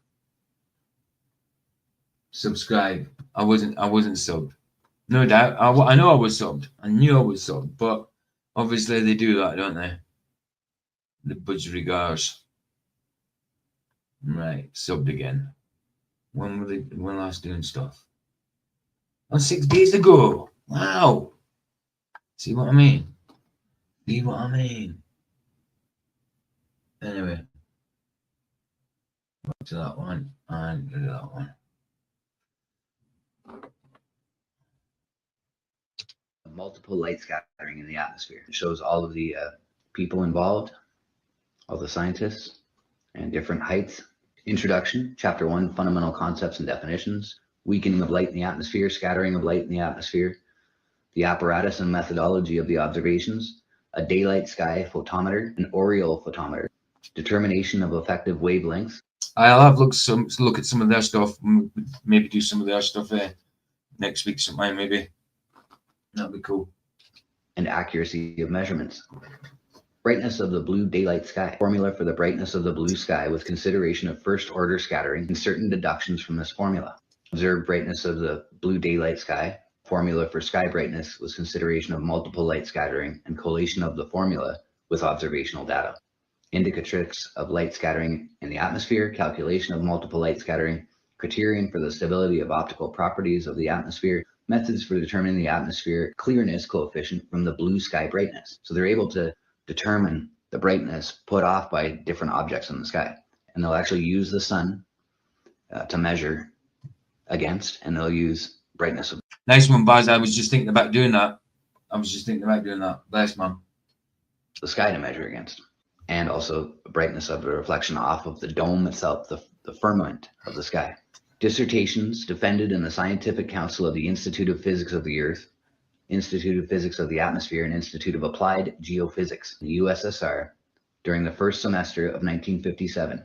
Further, it says, in the dissertation, the design was briefly reviewed by 16 various models of oscillographs for experimental geophysical investigations which were developed by the author or under his direction. Some of these are series manufactures and apply also in other branches of science and engineering. Particular attention is devoted to the design of the individual assemblies of the oscillographs. Standard assemblies include type something galvanometers mounted into blocks with permanent magnets, galvanometer illumination, time markers, compact gearboxes with swivel-mounted sectors, spring-powered engines, speed regulators. All the oscillographs developed by the Institute of Physics of the Earth, which is pioneering in this field, can be subdivided into the following three groups. Oscillographs for recording short duration processes with high speeds of the film. Oscillographs for recording long duration of occasional processes at relatively low speeds of the film strip. Universal oscillographs for recording various processes within a wide range of speeds of the film strip. Oscillographs intended for recording long duration and occasional phenomena, earthquakes, and designed for recording with a speed of 0.1 to 2 centimeters per second for moving the film. Spring-operated mechanisms proved advantageous in this case, and therefore it was necessary to develop special speed regulators. The presence of spring-operated mechanisms and galvanometers grouped into a block with a common permanent magnet enabled reducing parasitic influences on the metering circuit, and also reducing to a minimum the power consumption of the oscillograph, which is particularly important in regions with difficult access. Universal portable oscillographs represent the widest group amongst oscillographs produced in the Institute. They are small and light and therefore convenient for expeditions. They are suitable not only for recording geophysical but any other phenomena which can be transformed into an electric current or voltage. The oscillographs are among the best produced in the Soviet Union, as well as in other countries. They developed fundamental, typical assemblies, and unification of the main circuits enabled, rationalizing the design of the oscillographs and also simplifying and covering the cost of the development and manufacture of new models adapted for given conditions. First, the author considers the method of calculation of the basic elements of the oscillographs, which he has developed. All the calculations were tested by practical experience and are affected by formulae which are convenient for practical use. For simplifying the calculations, nomograms, data tables, and examples are included. A fundamentally new metering system was created. A high-frequency frame galvanometer with a continuous extension, pull, and a method of calculation is presented for the type of galvanometer, giving results of experimental investigations which indicate the possibility of achieving a sensitivity exceeding that of loops. The conditions of optimum electromagnetic and liquid damping of frame galvanometers were investigated. The calculation is presented of the kinematics of oscillographs and of film adapters, and the phenomenon of shock was considered when switching on film adapters designed for high kinematics. That's not something I've looked into properly, but I do hear Witsit talking about kinematics all the time. It's kinematics. It's like it's to do with parallax, isn't it? I'm not quite all up in it, but parallax to a different degree, though, not just normal parallax. Unless I'm thinking totally something else. I don't know. high speeds. Formulae are derived which permit calculation of the impact force and of the time necessary for reaching a given speed. A new type of simple, compact, and reliable gearbox was developed, and the method of its calculation evolved. Other mechanisms were also considered, intended for stepped and stepless speed changes and used for oscillographs. A method of calculation is proposed of spring-operated mechanisms for oscillographs aiming at achieving maximum useful work from the energy stored in the springs. The problem is considered of ensuring uniform movement of the film strip, and various designs were developed of speed regulators with low rated RPM, which are capable of taking up a considerable excess moment generated by the springs. A method of calculation is presented of a radial action centrifugal regulator. All the described oscillographs were used in geophysical investigations, i.e. in studying the physics of earthquakes by systematic recording. Yeah, well, the definition for it is the branch of mechanics concerned with motion of objects without reference to the forces which cause the motion. Okay. But yeah, I get it. In simple terms, what's it saying in simple terms? Pneumatics is a study of motion of mechanical bodies and systems without consideration of their associated physical properties and the forces acting on them. Study is often referred to as the geometry of motion, and its models these motions mathematically used in algebra. Okay.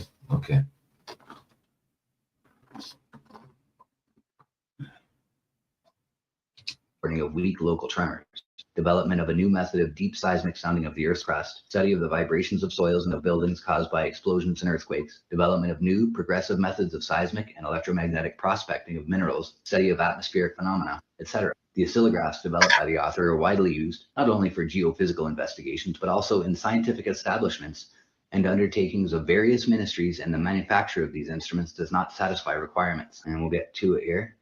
So page 19 of 100 on this document, we read doctoral dissertation. Opponents: Doctor of Physico-Mathematical Sciences Kuznetsov, Doctor of Physico-Mathematical Sciences Polotskov, Doctor of Physico-Mathematical Sciences Rosenberg, Doctor of Physico-Mathematical Sciences Shklovsky. The dissertation represents the result of many years of study of the clear daytime sky. Also, Geotruth has got good stuff on. Right, got Geotruth. Yeah, I'm definitely some Geotruth. The observations were carried out Well, I better be. in 12 locations at various altitudes above the sea, various climatic, meteorological, and synoptic conditions. The observations were carried out mainly during high transparency of the atmosphere and the visual range of the spectrum in the absence of a snow cover. In the investigations, 2 instruments designed by V.G. Vosenkov were used. One of these was a visual photometer of the daytime sky, intended for measuring the brightness of the firmament. The other was a photoelectric halo photometer for determining the brightness from near-sun halo and also from the sun on a surface perpendicular to these rays. The dissertation contains a certain formula of the brightness of the sky, taking into consideration only the brightness of the first order, and derived on the assumption of a flat Earth, and giving some conclusions derived on the basis of this formula. For a certain coefficient of transparency of the atmosphere, the brightness of the sky at any point is represented by derivation of 2 functions, of which one is the function of the diffusion of light, and the other is a function of the zenith distances of the sun and of the observed point of the sky. On changing of the zenith distances of the sun, z, from 90 to 0 degrees, the brightness of the sky on the almucanter of the sun increases first, reaching a maximum for a certain value of z, and then decreases. A method is also proposed of determining the brightness of the clear daylight sky at any point, based on measuring the brightness along the almucanter of the sun, and of 5 or 6 points of the firmament located at various zenith distances. This method permits determination of the brightness at any other point from the observed brightness of the sky. The method consists essentially of excluding from the observed brightnesses local indicatrices of the diffusion and introducing another one which relates to the spot where it is desired to determine the brightness of the sky. For this purpose, it is necessary to measure at that point the brightness of the sky along the almucanter of the sun. A necessary condition thereby is that the transparency coefficients of the atmosphere be equal in both points. The theoretical brightness was also considered, taking into consideration the multiple scattering of light in the case of a spherical indicatrix of scattering, and a comparison is made of this brightness with the one observed at an angular distance of the sun of 57 to 60 degrees.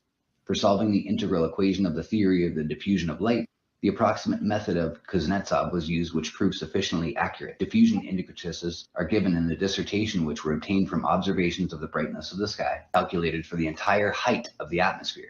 It is shown that there is no well-defined relation between the coefficient of scattering, for small scattering angles, and the coefficient of transparency, or respectively the optical thickness of the atmosphere. Such a well-defined dependence does exist for diffusion angles approaching 60 degrees. Thus, the diffusion of light near V equals 60 degrees does not depend on the properties of the diffusion particles.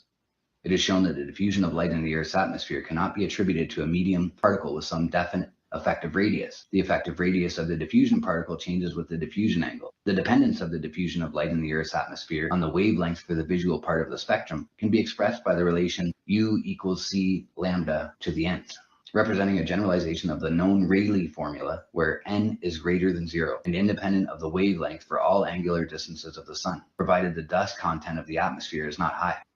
If that is not the case, this relation is disturbed and becomes somewhat complicated for small angular distances to the sun, the halo surrounding the sun. The number n is dependent on a wavelength and in some parts of the spectrum may become negative. This explains the various color shadings of the halo surrounding the sun. A method is proposed of determining the indicatrix of the atmosphere, which is not affected by the influence of the multiple diffusion of light. This method permits obtaining the indicatrix solely from the observed data and consists in determining by two differing methods the optical thickness of the atmosphere. One method gives optical thickness on the basis of measurement of the direct solar radiation and is therefore not dependent on the multiple diffusion of light. In the other method, the optical thickness is determined by measuring the brightness of the sky and consequently is influenced by the multiple diffusion. The difference between these gives an increase in the optical thickness of the atmosphere, which depends on the multiple diffusion of light, i.e. of the diffusion in all directions of the light flux caused by diffusion of higher orders, relative to the incident light flux. The author gives the formula of the brightness of the sky, taking into consideration the multiple diffusion and also the light reflected from the underlying surface.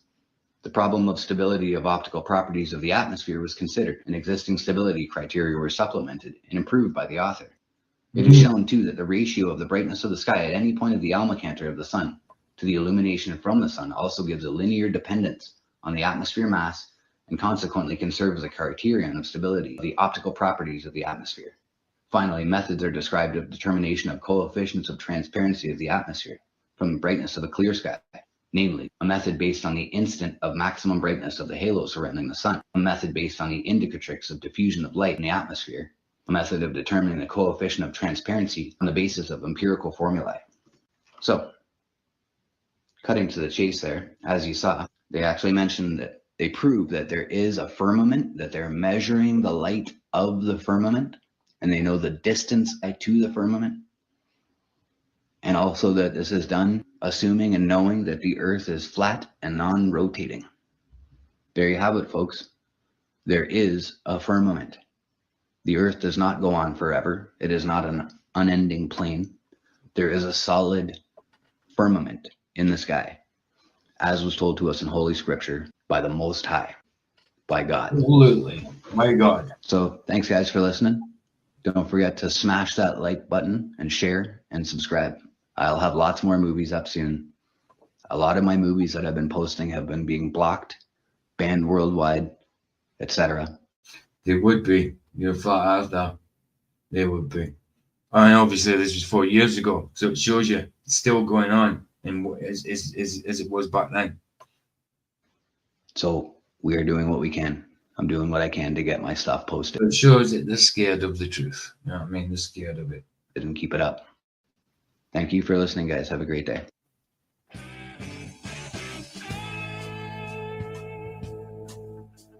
You rev up your engine and head on down the road.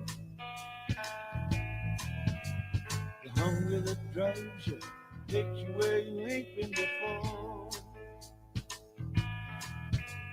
The storm is so knows no bounds. The devil's waiting, eager to grab some ground. So the well run dry, the sun's on the rise. The good girl you love, she meets you with tears in her eyes. She's been waiting for a fun-loving man all night long.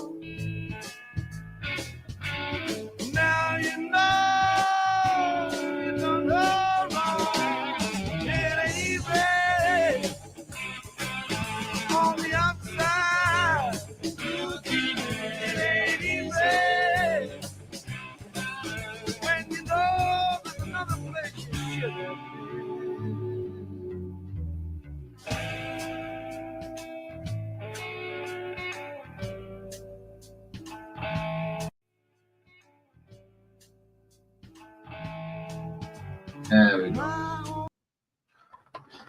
There we go. There we go. There we go. Right. I will play out the songs now because hold on, I'm just going to get Flat's video from earlier on and give you the links in case you haven't seen it. I haven't seen it, but I've got to watch it. But I've got to go out and get some food. So I need to go. But I'll play out with the songs, obviously. Come on, Flats, where are you? Where are you? There you are. There you are.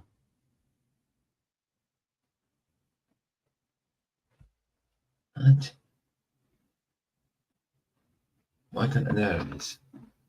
There it is. It's because I'm used to seeing both of Flats's channel and his backup next to each other, but now his backup's not next to it because he's called it something different.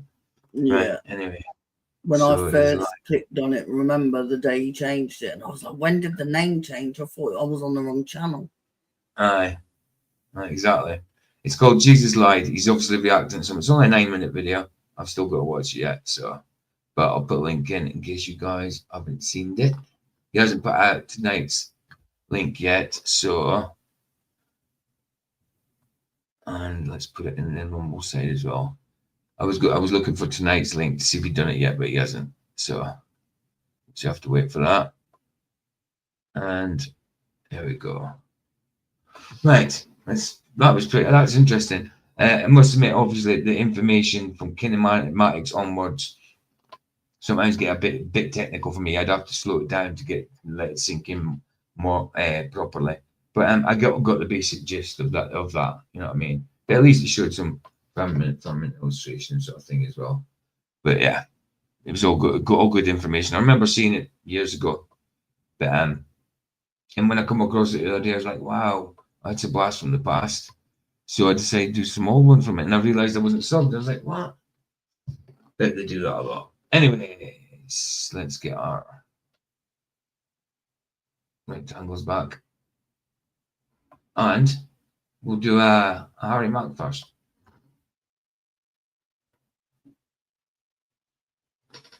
Old Harry Mack. Right. Amigo bars. There we go. Yo, can I do a freestyle for you? Yeah, of course. Damn, that quality. I see everything. Wow. Hey, appreciate that. So look, I'm gonna do a freestyle off the top of the dome, so I need you to give me like 3 creative, challenging words. No food and no animals, because those are the most common ones, you know? All right, bet. Telly, Hellcat, and Big Booty Latina. Big Booty Latina. All of those 3 combined. All right, telly, like a hotel, right? Yeah, that's a telly. It's like a hotel's a telly. No, Cell phone's a celly. TV. Jealous is jelly. Your food box is your belly. That's Big L. All right. Telly to me is a TV. That's what I thought she was on about. Telly, Hellcat. All right, and then the last one is Big Booty Latina. You ready? Yep. All right, let's have some fun.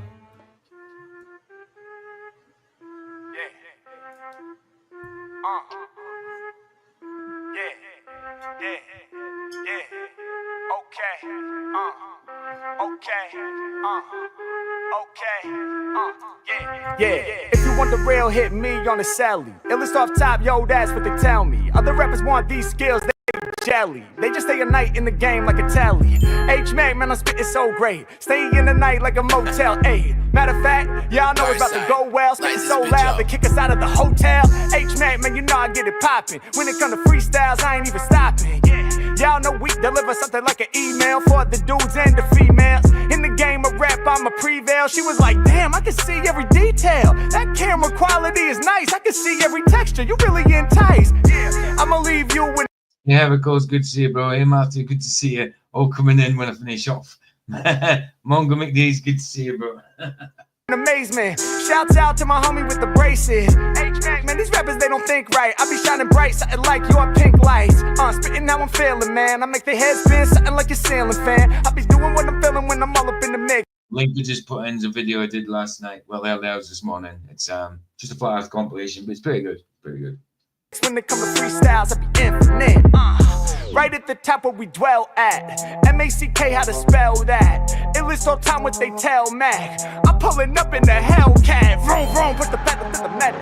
When it comes to rhymes, man, I don't never settle. Spitting off the top of the dome with mad passion. Me and the track, I never clash. And I got you laughing, I'm taking action. I'm not no has-been, I'm from the future. This ain't the brain of my skull, it's a computer. I do my duty, I kill it truly, they always knew me. I live my life like it's a movie, bubble like jacuzzi. Y'all know how we doing it, flowing something like Aquafina. All of my lyrics sound cleaner. Compared to these rappers, I mean, my lyrics sexy like a big booty Latina. H-Mac off the top of the dome. When I'm rapping, I say locked in the zone. Y'all know that I be snapping for fans. When I call it out, y'all, I got you clapping your hands. Told you, Harry Mack putting out failures. When it come to rhymes, ain't nobody realer. Shout out to my girl, I can tell you get iller. You be sipping out the bottle of tequila. Yeah, and you feeling real prime. You ain't even gotta chase that with the lime. You drinking out the bottle, that's your fault. You ain't got no lime, you ain't got no salt. Y'all know I never forgot. You know the plot, right up the bottle, she's taking a shot. She's like, yeah, the way I do this will amaze ya. Drinking it straight, I don't need no chaser. Props out to you, but flow is the same. Every time I'm rhyming, I'm delivering the flames. Like a shot of tequila, I'm going to your brain. H-Mac the illest, I be making that claim. You be in the headset and you got a dope mic. So I'm trying to keep the ill freestyles that you like. Get you hype when I'm on it, in position to be the greatest MC. So thank you for listening to me, it's like that. Damn. That was a quick one for him. Usually it's a bit longer. Yeah, man, I think he's good. And I just seen 2 minutes ago, Captain KV just put a video. Got no views on it yet, so I'm gonna share it. I'll watch it in a bit. Captain KV just put out a video 2 minutes ago. There it is. KV's video. Hey, what's that one? Someone just put one in as well. Heracles, what's that?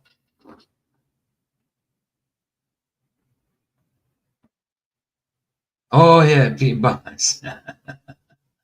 Yeah, Pete Bars are great, man. I love Pete Bars, but it's copyrighted, dude. I can't play it. I tried before and I got stopped. Pete Bars are brilliant, man. Pete Bars are ace. Anyway, let's do Mr. Cheswick, which is Dolly Parton's 95, but by Mr. Cheswick. And then the next one is Mr. Superside by Arena and Gabrielle Got a Name. And then that's the set.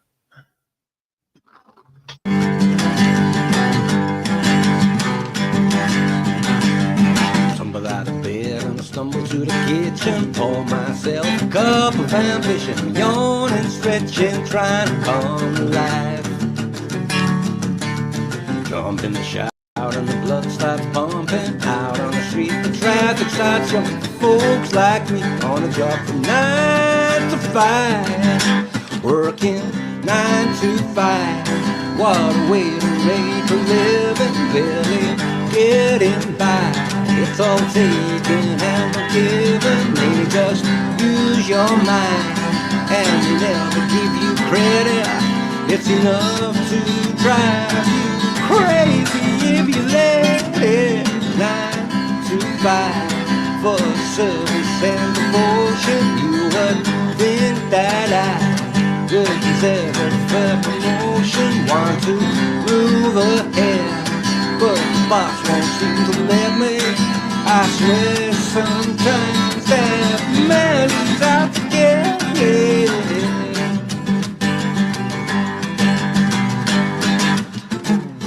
He lets you dream just to watch them shattered. You're just a step on the boss man's ladder, but you've got dreams he'll never take away.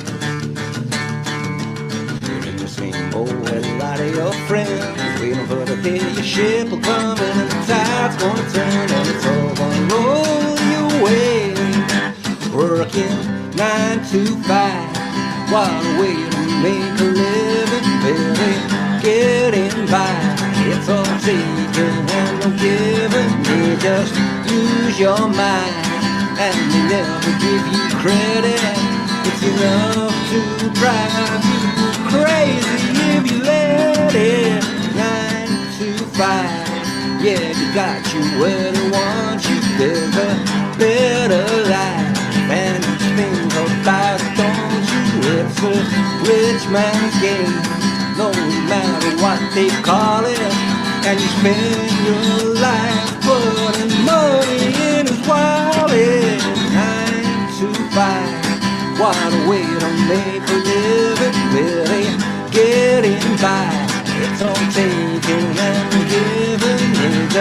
use your mind, and he'll never give you credit. It's enough to drive you crazy if you let it. 9 to 5, yeah, they got you where they want you. There's a better life, and you think about it, don't you? It's a rich man's game, no matter what they call it. And you spend your life for money in a wallet.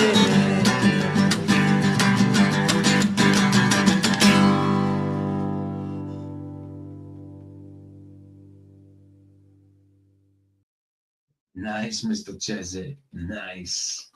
Bless him, man. Excellent, excellent, excellent. Hey, bye. Good to see you. It's the end again, dude. You're always coming in at the end lately. Just started. You just Bye, started. boy. You wish. You wish. And then we got Mr. Super Sidewinder and Gabriella. Got a name.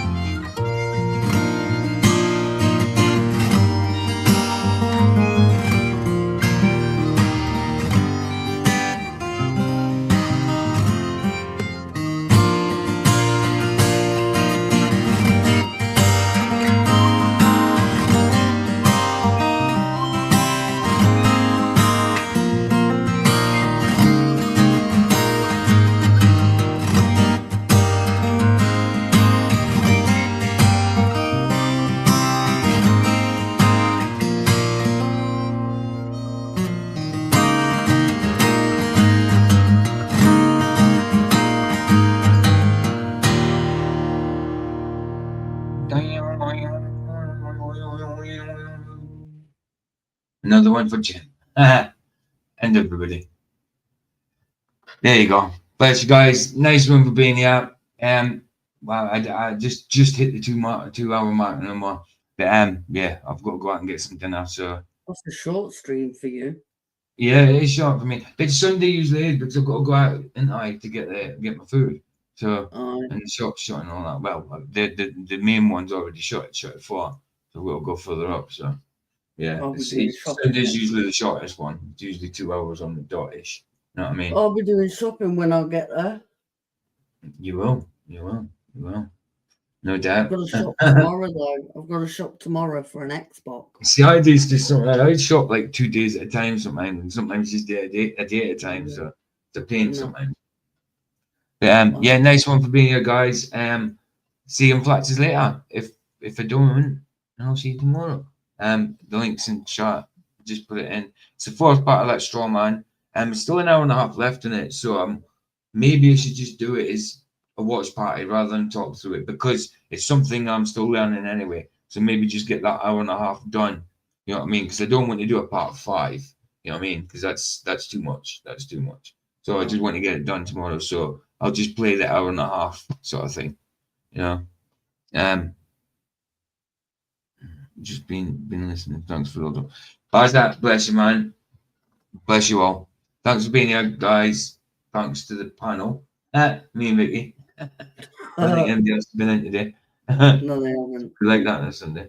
But yeah, it's been good. It's been good. Bless you guys. Sunday's a day of rest. Yeah, there you go. There you go.